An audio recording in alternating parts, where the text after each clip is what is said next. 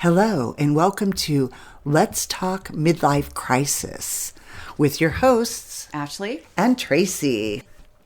Today we're going to focus on midlife and mental well-being. So, I did a little bit of research before we did this podcast and kind of wanted to learn more about midlife. And, last time we talked about, the phases of it and going through it. And I discovered quite a bit of people actually, end up with a form of depression, isolation, that type of thing. And so I did a little bit of research. And I just want to pull up my bullet points, but it was really cool. There was a TED Talk that I found, and this gentleman, his name is Robert Waldinger. He's a psychiatrist, and he was part of this study that was started 75 years ago. They actually researched a bunch of young men. They started researching them, and over 700 of them. By the end of the research, they were, down to, I think he said 30 or something. But every year they would reach out to these guys and ask them questions about their life, about their job, about their friends. And not only that, they were working with their doctors and getting brain scans and looking at their health and all these things and just trying to understand what aging is, right. And, later as they were working with these men, they started talking to their wives. A lot of them had wives or partners at this point. And they said, to the women, would you mind if we did some research on you? And they said, well, it's about time. So, right, which we knew that. We yes. knew for a long time they didn't talk to women, and there was no research We done. talked about that early on in our podcasts. Yeah. So the thing that was very interesting is that when they did start working, talking to these men as they were going through midlife, they were finding that the ones that had the healthiest relationships, and not just with partners, but with family and community and friends and their children, they were the healthiest physically and mentally. Okay. Makes sense, right? Yeah. And it's really interesting how, obviously being lonely or isolating yourself can really, enhance depression if you're already experiencing it. But even people who were in relationships, just because they had a partner, if it was toxic or, not, they weren't really loving and there for each other, they even had poor health. Right. Because you can grow apart. Health. Or, once you have children, then you focus on the children, and then maybe they leave the house, and then it's like, what do we do? Right. Right. But it was just interesting to me that not only was it affecting them, their mental health, but their physical health. Right. Their cholesterol levels were high. They, had heart issues, things like that. But it was a really interesting TED Talk, so check it out. But I did also find that for men, this stage of, what we call midlife, it can last around 3 to 10 years. And for women, it's only 2 to 5. So it actually, really, actually lasts a lot longer in men, generally, not everybody. And not everybody goes through all the phases of it. Not everybody experiences the same thing. It's different for everybody. But some of the things that they were talking about to really, we've talked about the changes that your body goes through and your self-confidence and the way you're looking at life and your relationships and things like that. A lot of that can be really overbearing and hard to get through. Some of the things they were saying that you can do to kind of get through this gracefully and have good mental wellness was spending a lot of time meditating. Right. Which I know is huge for me. I've always said I wanted to take up yoga. My kids do a lot of meditating. They, one of my sons experiences a lot of anxiety, and it really, really helps him a lot. Be creative and think outside the box. Join art clubs, make friends, be part of the community. Right. Or try new things. Exactly. Right. Yeah. We talked about, the community and doing, donating your time or things like that. And just really try to look at the situation and consider, whether or not it's time to change for the better. I've talked about wanting to quit smoking. Right. I think it's time to do that. You can only beat your body up for so long before. Yeah. Health. I think, from your diet all the way to, smoking or drinking or anything that you do also plays into lack it. of exercise. Oh, just get out and go for a walk, Yep. Yeah. Yep. Be thankful for the relationships that you have, with your children. And if it's not a good relationship, maybe consider working on that, or even a family member that you've lost touch with and haven't talked to for years. Right. Or a friend. Yeah, absolutely. Right. Yeah. Limit screen time. Yeah. And That's a big media. one. That's a big one. Yeah. That is huge. And then again, just reconnecting with family and friends, just having that social interaction. Yes. Even if it's not someone you talk to on a regular basis, just when you do catch up, it feels good. It feels good. Or to do just that, getting out and putting yourself in those situations where you can interact with individuals. And I think more so since COVID. Oh, yeah. I think, that just thrust depression onto, heavier depression, perhaps for those who are already depressed. And then, those who maybe hadn't been depressed before. Right. And then there are those like myself who has since, worked remotely, which I love, but can also provide its own challenges. Right. You don't have that social interaction going into the office. Right. Right. And all of that. And depression, I think, is a key to a lot of mental health. And absolutely. I know that for myself and, finding out my loved ones, everybody goes through peaks and valleys, right? Highs and lows. But when is it depression versus kind of just having a bad day? Right. Right. And there's different levels of depression, obviously. There's clinical depression. I think most people experience some form of it. They have seasonal depression, things like that. The loss of a loved one, you go through some form of depression after that. Or a relationship. Yeah. Breakup. Ending, yeah. I know that can be very hard as well. And also on a lot of other things because your self-esteem or your pride, or if you've lost friends as well because you split up with a spouse, or even children, right? Right, absolutely. Over it and trying to, balance it. You hear a lot about the individuals who are balancing co-parenting very well, but more often than not, I think people aren't. It's very rare, I think, Yeah, so there's just so many things to depression. And one of the things that I've struggled with was knowing what to say to someone when they're going through depression, you know? I agree, yeah. And what not to say, right? Because I don't want to say the wrong thing, but you want to be supportive. I find that to be very challenging. Yeah, and I tend to be a fixer. I want to fix. Oh, me too. I want to fix it. Yes, yes. So I'm constantly trying to find ways, when I'm helping, family members or kids or friends through things, find ways, what can I say to make it feel better, Oh, exactly. Exactly. How can I support you in this moment type of thing? And I think also the maturity of the person that you're talking to, you would talk to somebody that was younger, perhaps a little differently than you would somebody who was more mature. Right. Or in midlife. Absolutely. And then I always try to relate to people. Like, I remember when I was going through this and I don't think that that's right. So now I try not to say those types of things or try to fix people. Even though that's my natural instinct of something to do. So, and how do you suggest help? Therapy or, without having them shut down on you or, cut you out. I think it's really challenging to, because, obviously you don't want to make it about you and compare your situations to theirs. To them, it could be not even in the same ballpark, and you're just trying to be relatable, right? Like you said, that can be damaging. Yes. But they're not helpful at the very least, right? And sometimes they just don't want to talk. They know something's wrong, but they don't know what to say. Right. And that's really hard because And that's where I think, or how to get therapy help. is huge, because they know how to bring that out, Right. and they know what to say and what to ask. And for me, it's just like, unless you tell me, I don't know what I can do, Right. Yeah. So, yeah, I'm a huge fan of therapy. But I think importantly, you should avoid phrases like, think positively, or this will pass, because that's what I tell myself, right?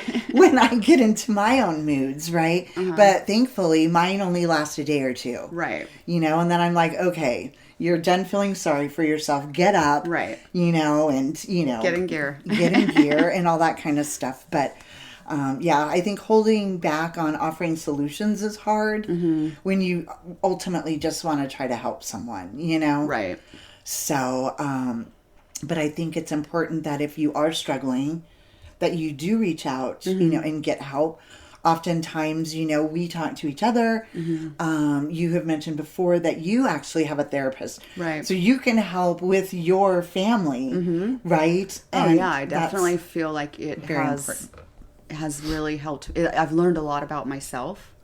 And it's allowed me, I think, to be a better partner, a better mom, right? A better friend. It's very challenging going through what I'm dealing with right now with all the loss and everything, and so I've been really trying to face that and deal with it. And I feel like I have really neglected relationships, right? Because of that. And so I'm learning, like, okay, it's okay for me to do this, but I need to keep the people that are important to me close, right? Because that also helps me get through this, know. And that's just talking to your friends, talking to your partner, that's definitely a form of therapy, right? Right. And maybe even offering, if you know somebody who's struggling, offer something just simple like, well, I made 2 lasagnas for dinner. Let me bring one over for you. Oh, yeah. Or just something like that is a gesture. Yeah. And being a good listener, I think, is absolutely the best thing anyone can do that's trying to help somebody. And if you are struggling, try opening up to someone, right? Anyone. Yeah. Well, and like you said, with, like bringing the lasagna, we always say, well, if you need anything, let me know. Right. Well, they're not. They're not going to. Exactly. So sometimes you just have to do it. Right. Yeah. And that really shows them, look, I'm offering whatever I can do.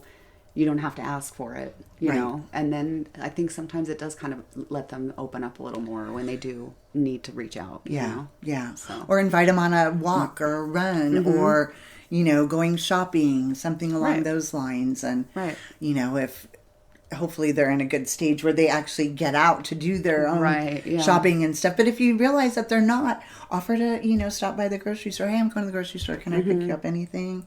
Yeah. Definitely. I'm heading your way.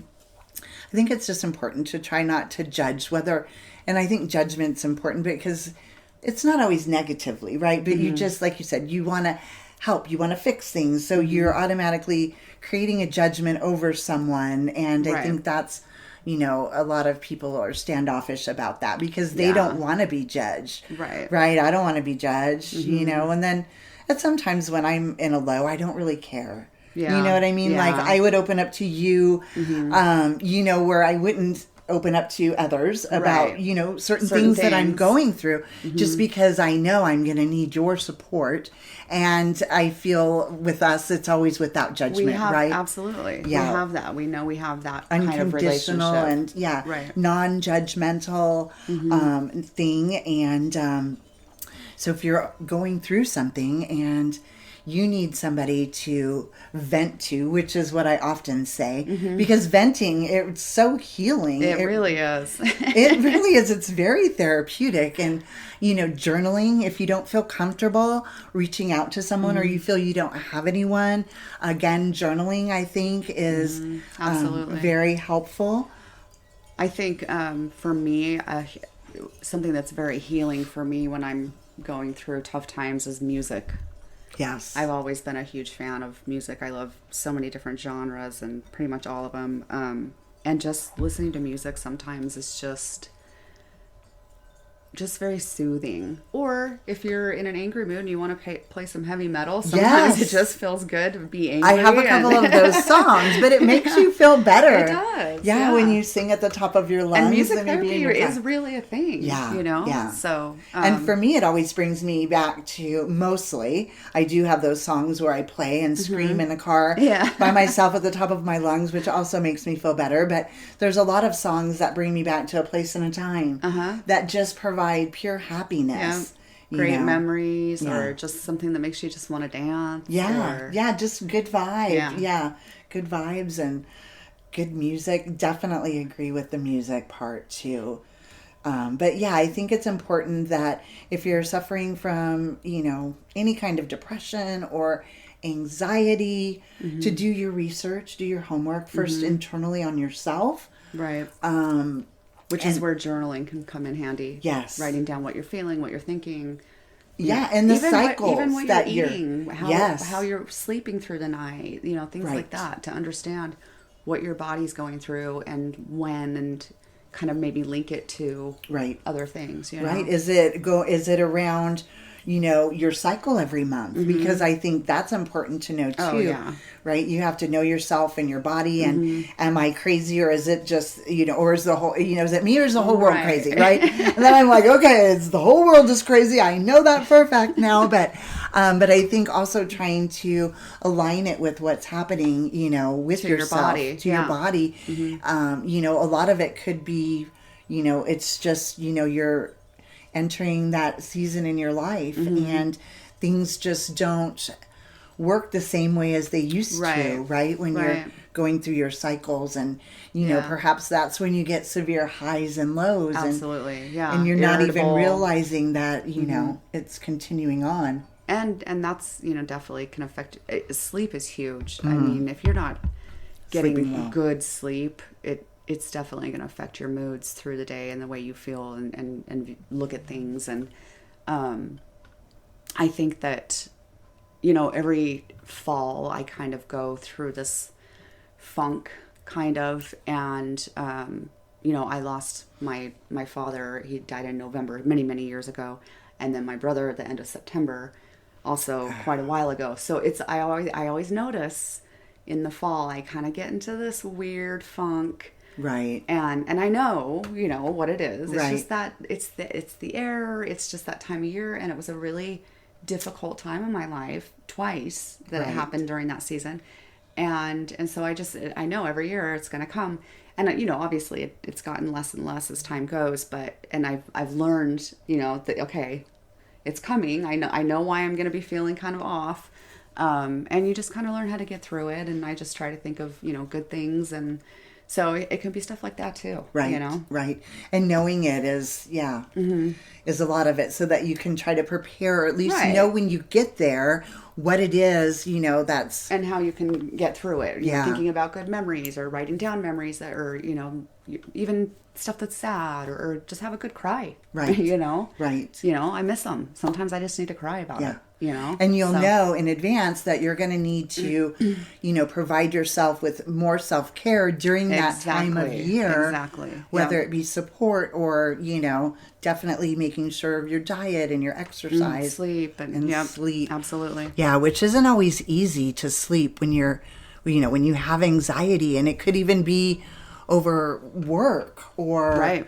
Oh yeah, definitely. When you get really busy with work and overwhelmed, and I definitely. And then you have that anxiety. I lose sleep, and then I'm not. You totally get off track, and it's crazy. It definitely snowballs. I was just thinking that. Yeah, it's so easy to snowball, and it does. How do you know when to stop yourself and take a minute and reset? So, and it's also easier said than done. It is. I think it's what I've always told my friends or my kids or anybody, during a crisis or that time, is just take it one day at a time, and if it's even too rough to take it one day at a time, take it a minute at a time. Yeah, absolutely. And breathe. I think too, breathing techniques are actually pretty good as well. They are. That's and you can find anything online these days, right? That's another thing that helps my son with his anxiety. Yeah. I think too, setting dates with friends, or Having stuff to look forward to. Well, and just because it kind of holds you accountable. It's like, you know what? I said I was going to do this. Yeah. I really don't feel like it, but I know I need to. Making yourself and go. They're expecting, and then you go and you actually have a good time, and then you come home and you're like, I could have just sat home and been depressed, but I got out and I actually feel better now, you know? Right. So things that will hold you accountable, like, you probably don't feel like doing it, but if it's good for you, then do it. And sometimes you just don't want to. Sometimes you do just need to stay home and listen to music or catch up on your sleep or stay in your pajamas all day. Right. I always say that, it's okay. And, maybe binge watch movies, love stories, or, comedies or rom-coms. Crime shows. I've been on thrillers lately, and I haven't watched thrillers for a long time. I'm a crime junkie. But I think I like it. My adrenaline starts to go, right? Yeah. And then I'm like, oh, maybe I'll get those dishes done or something. Yeah. But just, binge watching shows or, it's okay to take a minute or a day. Self-care is huge. You definitely need some time with yourself. But I think when you get in a rut, you just need to know you got to snap out of it. You can't let yourself when you get in a rut. Yeah. Do something that you can hold yourself accountable. I set this date with my friend. I'm going to go do it, or I paid for this class. I'm going to go. I paid for it. Whatever it is, something to hold you accountable and really just kind of light a fire under. Yeah, and I think with midlife, women and perhaps men too. We never want to discount men, right? Right. In our discussions of midlife. No. But being single, can become very depressing. Oh yeah. Between the dating apps and even social media. People unfollowing you. Everybody wants companionship. It's just crazy right now that, we put so much pressure on ourselves and. It's crazy. Yeah. I've taken a break from the dating. I do have the pear ring still, as you notice. Okay. I'm not wearing it because I forget all the time, but I'm not opposed to it, but I just can't do the website, the online dating thing. Yeah. It's just never been me. But I'm all for it, and I know a lot of people that have met, their significant others got married, just had great relationships with dating. So, but I also think that can be an added stress to your life if you're single, or if you're career oriented. Maybe you're too focused on your career, and then you don't make time for that, and and then you have the +1 scenario when you don't have a +1, or you bring a friend or something, or just that companionship, like hey, let's go get lunch together, or let's go to a movie, or sit on the couch together and watch a movie. Yeah. That was one thing they mentioned in the TED Talk is they had asked several millennials what they strived for when they got older, and 80% of them said to be rich. Oh wow! And 50% of those 80 said to become famous. Oh wow! And he said, "Isn't it interesting that we work to get the money, to get the fame, whatever it is, when ultimately what's really important are your relationships." Right. And you lose sight of those. Right. So when you brought that up, it reminded me. That's great. Yeah. That's great. And I think more when you're older, you realize that, right? Absolutely. Like how much time you wasted on your life thinking, you had to make more money, or just about being self-sufficient, right? But yeah, I can definitely see how the millennials, the younger, but millennials now are up to 40, in their early 40s. Yeah. But still. I'm like right there on the cusp of, Yeah. I'm a Gen Xer. I'm just outside of the boomer. Yeah, so I'm a Gen Xer. I'm on the cusp of Gen X and millennial. So, okay. Yeah. But either way, even if you're, in a committed relationship or a marriage, and sometimes you don't feel like you can share that with your significant other, or they don't understand. Right. Like, oh, what do you have to be depressed about? You have everything, right? Like if I had a dime for every time somebody said that, I would be rich. Or I heard somebody say that. You know what I mean? Yeah. It's like, oh, what does she have to be depressed about? She lives in that big, nice house. And, her life is perfect. Exactly. So I think that's where that judgment, heavily plays in. And then people that are in that situation fear that judgment or recognize it. And that's not pleasant either. But I do believe that depression comes in all shapes and sizes. And it's not, designated to one, specific. Yeah, it's not, I mean, it's not always clinical. It's not always something that requires medication. Sometimes it requires medication for a short time. Right. Just to kind of get you through that phase of life or grief or whatever it is you're experiencing.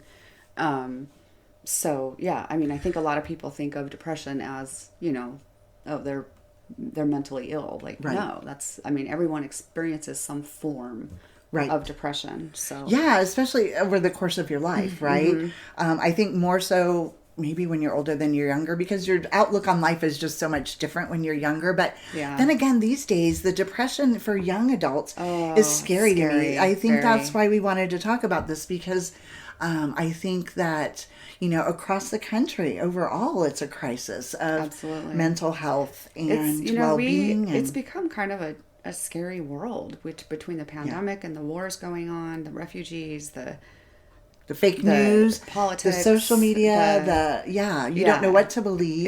It's really, really kind of scary, and I think overwhelming. And for those that are aware of it and really think too much about it, I think it can be overbearing and definitely cause some depression. But I think a lot of younger kids, obviously there's a lot of bullying going on social media, and then just the hate, the fact that hate out there is crazy.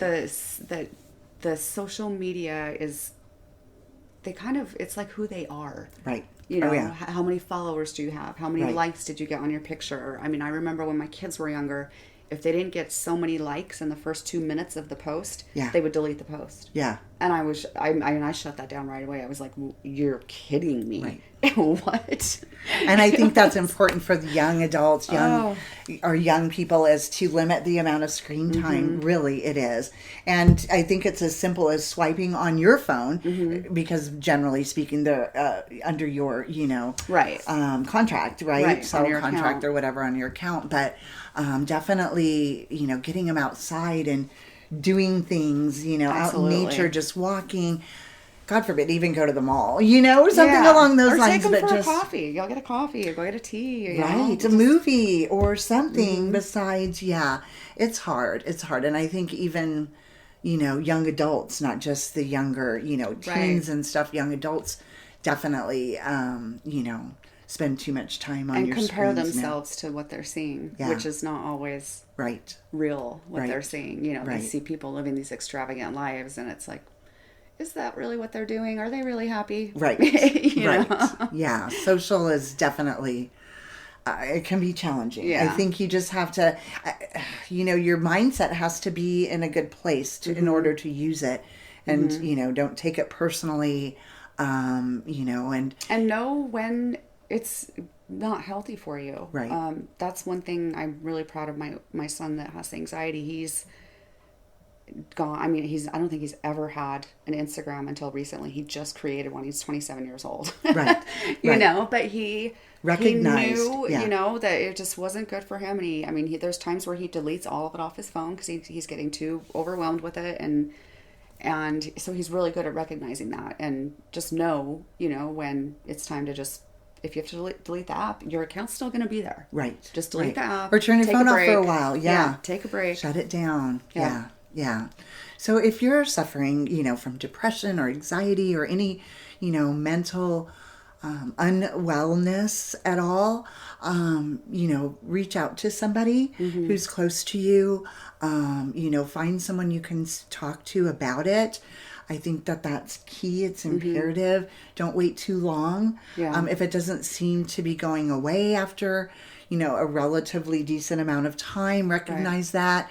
Maybe find, a therapist or go to your MD. There's talk to them. Yeah, a lot of great resources, online. I know BetterHelp is one of them. Right. There's so many now. Right. And it's actually very easy. You take a quick survey and they give you some recommendations on therapists that would specialize in what your needs are. And it's really cool and actually a lot easier than it used to be to get that help. So so we definitely encourage you to reach out and get help if you need it. And we would love to hear from you. We would love to hear a success story. Were you, suffering from depression a while ago and maybe you've overcome it, or found out a way to be stabilized.